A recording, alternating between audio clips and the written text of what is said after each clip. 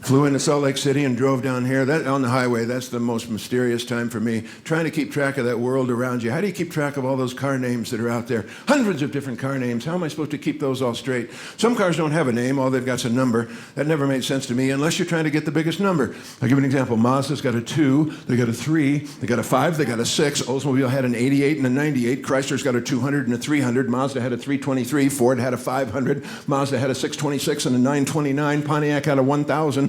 Audi's got a 3,000, 4,000, 5,000. Pontiac had a 6,000. Saab had a 9,000. Nissan just said to heck with it. Now they make an Infinity.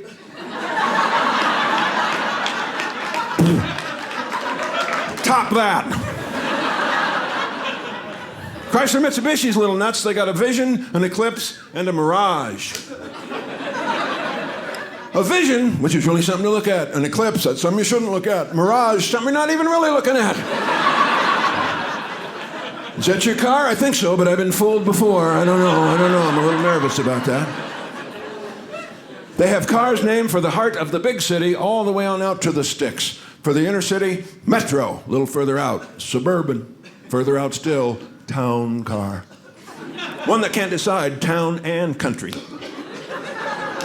Further out, they got the Villager. Beyond that, they got the Forester. Beyond the Forest, they got the Frontier. Beyond the Frontier, the Yukon, the Denali, the Tundra, and the Outback. And way the heck out there, Mercury and Saturn. Plymouth made a Reliant. I had one. They call it that because it made you reliant on public transportation, by golly. That was it. Can the cars do what their names sound like they can do? And if they can, I guess they can do a lot of different things. Get one that does what you need doing. If you're going someplace and there are no roads, get a Pathfinder or a Trailblazer. If nobody's ever been there before, you'll need a Discovery or an Explorer. If you're a little bit lonely, get yourself an Escort. Yeah.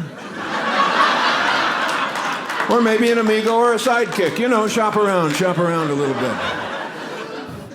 Get the car based on the kind of trip you want to take. You want to take a short trip? Get a Sprint. Get a longer trip, a Journey. A hopeful trip, get a Quest. A long, hard trip, an Expedition or an Excursion. And if you want to stay away for years, get an Odyssey. Get the car based on how you're feeling, you know what I'm saying? Your mood at the time. If you want to be daring, get a Venture or an Intrepid. If you want to be a gentleman, get a Galant. If you want to go overseas, pick up a Passport. If you can't concentrate, get a Focus! Shut up, I got a Focus over here! If you have a large, protruding navel, get an Audi. You know, come on. If you like to stay in shape, get a Fit. If you've sort of let it slide, get an Avalanche. If you got a score to settle, get an Avenger. If your batteries are low, pick up a Charger.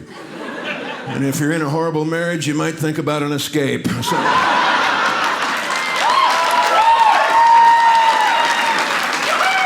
Subscribe to Dry Bar Comedy for even more of the world's largest collection of clean comedy.